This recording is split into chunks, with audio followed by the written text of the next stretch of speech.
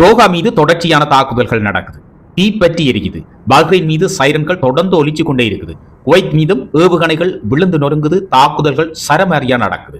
இந்த ஒட்டுமொத்த நரகத்துக்கு மத்தியிலும் ஒரு தேசம் மட்டும் எந்த பாதிப்பும் இல்லாமல் அப்படியே சிம்பிளா அமர்ந்து இருக்குது.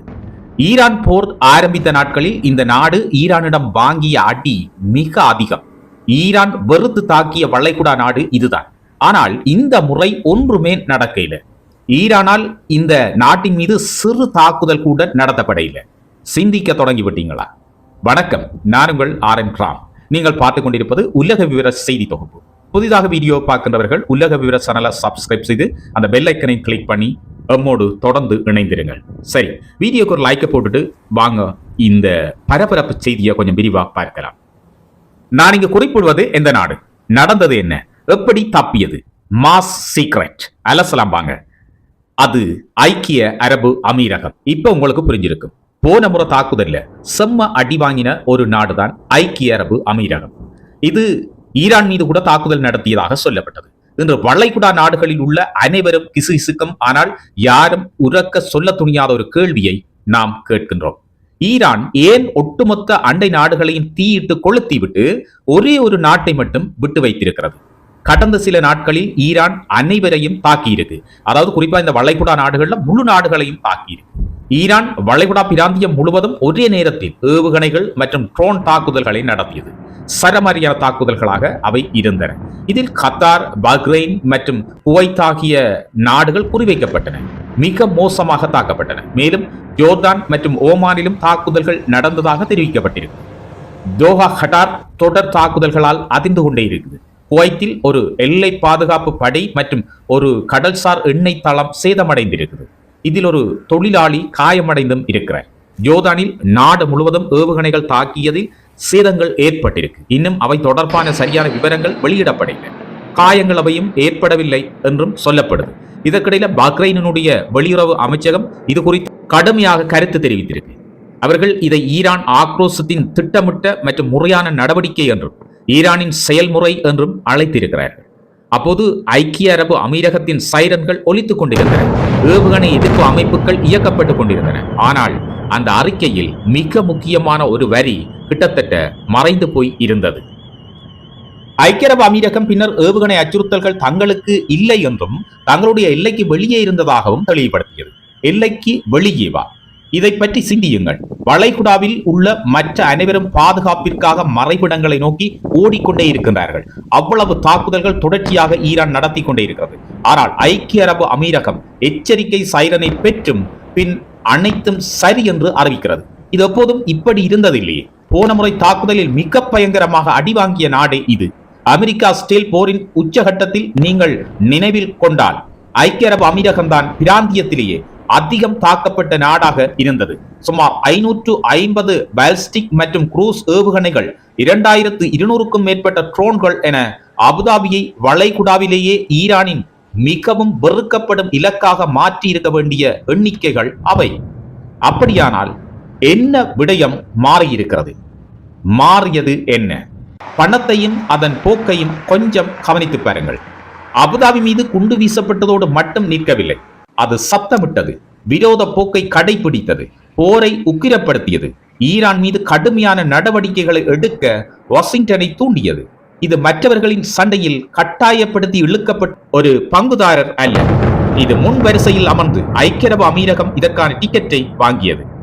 ஆனால் அப்போதிலிருந்து இப்போதைக்கு இடையில் ஏதோ ஒன்று மாறியிருக்கிறது. அபுதாபிக்கும் தெஹ்ரானுக்கும் இடையே ஒரு அமைதியான பல பில்லியன் டாலர் ஒப்பந்தம் குறித்த செய்திகள் வெளியாகி இருக்கின்றன. ஏவுகணைகள் நின்று போவதற்காக பணம் கொடுக்கப்பட்டுள்ளதா என்ற சந்தேகம் இப்பொழுது பலருக்கும் அடிபட தொடங்கி இருக்கிறது. ஆம், இதை பாதுகாப்பு பணம் என்று சொல்லுங்கள், நடைமுறை ராஜதந்திரம் என்று சொல்லுங்கள், அல்லது புத்திசாலித்தனம் என்று சொல்லுங்கள். எதுவாக இருந்தாலும் முடிவு ஒன்றுதான். ஈரானின் மிகவும் கடுமையான விமர்சகராக இருந்த நாடு இப்போது ஈரானால் மிக கவனமாக தவிர்க்கப்படும் இலக்காக மாறியிருக்கிறது. வளைகுடாவில் உள்ள மற்ற நாடுகள் இன்னும் உணராத ஒன்றை ஐக்கிய அரபு அமீரகம் கண்டறிந்து விட்டது. இந்த போரில் பாதுகாப்பை வாங்க முடியும், அச்சுறுத்தல்களை அதிக விலைக்கு ஏலம் விட முடியும். மற்ற அனைவரும் இன்னும் பேட்ரியாட் ஏவுகணை அமைப்புகளையும் பிரார்த்தனைகளையும் மட்டுமே நம்பியிருக்கிறார்கள். ஆனால் ஐக்கிய அரபு அமீரகம் மட்டும் ஈரானை நம்பி மற்றொரு பக்கம் திரும்பி இருக்கிறது என்று சொல்லப்படுகிறது. ஈரான் மீதான போரை அமெரிக்கா மற்றும் இஸ்ரேல் ஆரம்பித்த பிப்ரவரி 28 அன்றிலிருந்து ஐக்கிய அரபு அமீரகத்தின் மீது பதில் தாக்குதல்களை மிகச் சரமாரியாக ஈரான் நடத்தி வந்தது. இந்த தாக்குதலில் ஐக்கிய அரபு அமீரகத்தினுடைய பல உட்கட்டமைப்புகள் அழிந்து போய்விட்டன. அது மட்டுமில்லாமல் சர்வதேச விமான சேவைகள் அனைத்தும் நிறுத்தப்பட்டிருந்தன. இவ்வாறு பல இழப்புகளுக்கு மத்தியில் இந்த ஐக்கிய அரபு அமீரகம் ஈரானோடு சேர்ந்து எதை பரிமாறிக்கொண்டது? இதனால் இன்று மிக பாதுகாப்பாக இந்த வளைகுடா நாட்டில் ஐக்கிய அரபு அமீரகம் நிலை பெற்றிருக்கின்றது. ஐக்கிய அரபு அமீரகம் எந்த திசையில் சாய்ந்தால் தனக்கு பாதுகாப்பு கிடைக்கும் என்பதை மிகச் சரியாக புரிந்து கொண்டிருக்கிறது. அதன் காரணமாகவே இன்று ஈரானினால் மிகச் செம்மையாக பாதுகாக்கப்படுகின்ற ஒரு நாடாக ஐக்கிய அரபு அமீரகம் மாறியிருக்கின்றது. இந்த நிலையை ஏனைய நாடுகள் ஏன் புரிந்து கொள்ளவில்லை என்பதுதான் இப்பொழுது இருக்கின்ற கேள்வி. இந்த பாதுகாப்பும் இந்த அச்சுறுத்தல் இன்மையும் இவற்றை தவிர்த்துக் கொள்வதற்கு இந்த வளைகுடா நாடுகள் அமெரிக்காவோடு கைகோர்த்து நிற்பதை தவிர்த்து ஈரானோடு சேர்ந்து கொள்வதே மிக பொருத்தமானது என்பதற்கு ஒரு மிகச்சிறந்த உதாரணமாக ஐக்கிய அரபு அமீரகம் இப்பொழுது விளங்குகிறது. சரி, மற்றொரு செய்தியை நாங்கள் கொஞ்சம் விரிவா பார்க்க போறோம். 24 மணி நேரம் அமெரிக்க அதிபர் டொனால்ட் ட்ரம்ப் ஹார்முஸ் நீரிணையினுடைய பாதுகாவலர் என்ற அந்தஸ்தில் இருந்து நேற்றைய தினம் அந்த அந்தஸ்தை மீண்டும் ஈரானுக்கு வழங்குவதற்கு இது ஒன்று மட்டுமே போதுமானதாக இருந்தது. என்ன நடந்ததுன்னா, ஹார்முஸ் நீரிணை வழியாக செல்லும் ஒவ்வொரு கப்பலுக்கும் 20% சுங்க கட்டணம் வசூலிக்க விரும்பினார் ட்ரம்ப். ஆனால் இன்று அவர் அதை ரத்து செய்துவிட்டார். அதற்கு பதிலாக அவர் கேட்டது அதைவிட மிகப்பெரிய ஒரு விடயம். திங்கட்கிழமை டொனால்ட் ட்ரம்ப் அவர்கள் ஒரு அறிவிப்பை செய்கிறார். அவற்றை வார்த்தையில சொன்னா எப்படி இருக்கும் சொன்னார், ஹார்முஸ் நீரிணையினுடைய பாதுகாவலராக இனி அமெரிக்கா இருக்கும் என்று சொல்லி அறிவிக்கிறார். எண்ணெய் சரக்குகளின் மீது 20% திருப்பி செலுத்தும் கட்டணம் விதிக்கப்படும் என்று கூறினார். இதற்கான அவரது நியாயம் என்ன? அமெரிக்க கடற்படை அந்த ரோந்து பணியில் ஈடுபட்டிருக்கிறது. அதாவது அந்த ரோந்து பணியில் ஈடுபடுகின்ற கப்பல்களுக்கு யாராவது கட்டணம் செலுத்த வேண்டும் என்று அவர் கூறினார். இதற்கு ஈரானின் பதில் மிகவும் கவித்துவமாக இருந்தது. வெளியுறவுத்துறை அமைச்சர் அப்பாஸ் அரக்சி இந்த யோசனையை நிராகரிக்கவே இல்லை. அவர் அதுக்கு ஒரு விஷயத்தை சொன்னார். இந்த வர்த்தகத்தை பாதுகாப்பவர் எவரோ அவர் இழப்பீட்டிற்கு தகுதியானவர் என்று அவர் கூறினார். இதன் ஊடாக அவர் சொல்ல வருவது என்னென்றால், ஈரான் கேட்டதும் அதையே தான், ஆனால் இவ்வளவு தொகையை ஈரான் கேட்க இல்லை. ஆனால் அவரிடம் சில நிபந்தனைகளும் இருந்தன. 20% என்பது மிக அதிகம் என்று அப்பாஸ் அவர்கள் குறிப்பிட்டார். ஈரான் நியாயமாக செயற்படும் என்றும் அவர் கூறினார். அதன் பிறகு யாரும் எதிர்பார்க்காத ஒரு திருப்பம் ஏற்பட்டது.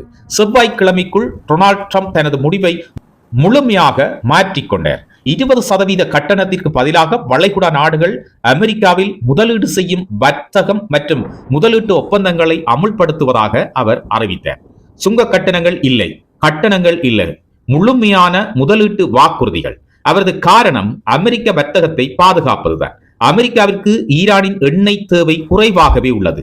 இது தொடக்கத்திலிருந்தே நியாயமானதாக இல்லை. ஆனால் கூட்டாளிகள் மற்றும் பங்காளிகளுடன் நிற்பது முக்கியமானது என்பது அவருக்கு புரிந்திருக்கிறது. அதுக்கு பதிலாக அவர் வளைகுடா நாடுகள் தொழிற்சாலைகள், ஆலைகள் மற்றும் உபகரணங்கள் மூலம் நன்மதிப்பை பெற வழிவகை செய்கிறார். டொனால்ட் ட்ரம்ப் இது அமெரிக்காவிற்கு வரலாற்று ரீதியாக பெரும் நன்மைகளை தரும் என்றும் கூறியிருக்கிறார். ஈரானை புறந்தள்ளிவிட்டு ஹார்முஸ் நீரிணையில் பயணிக்கும் கப்பல்களுக்கு நாம் பாதுகாப்பளிப்போம் என்று எந்த நாடு கூறினாலும் அது ஒரு கதையாகவே இருக்கும். 4000 கிலோமீட்டருக்கு அப்பால் இருக்கின்ற இலக்கை அளிக்கக்கூடிய ஈரானுக்கு இந்த 21 கடல் மைல் அகலம் கொண்ட ஒரு கடலை கட்டுப்படுத்த முடியுமா முடியாதா என்கின்ற விடயத்தை சாதாரண ஒரு மகனாலே விளங்கிக் கொள்ளக்கூடிய மிகப்பெரிய ஒரு விடயம். இது இன்றைய உலக விவர செய்தி தொகுப்பு. காணொலி பிடிச்சிருந்தா காணொலிக்கு லைக் பண்ணுங்க. அது மட்டும் இல்ல, புதிதாக காணொலியை பாக்குறீங்கன்னு சொன்னா உலக வீர சேனலை சப்ஸ்கிரைப் பண்ணி அந்த பெல் ஐகானை கிளிக் பண்ணி வச்சுக்கொள்ளுங்க. அப்பதான் நாங்கள் பதிவிடக்கூடிய இந்த மாதிரியான முக்கியமான காணொலிகளை நீங்களும் பார்க்கக்கூடியதாக இருக்கும். அது மட்டும் இல்லாமல் காணொலி தொடர்பான உங்களுடைய கருத்துக்களை பதிவிடுங்க. மீண்டும் நாளை மாலை இதே நேரம் ஒரு புதிய உலக விவர செய்தி தொகுப்போடு உங்கள் அனைவரையும் சந்திக்கிறேன். வணக்கம்.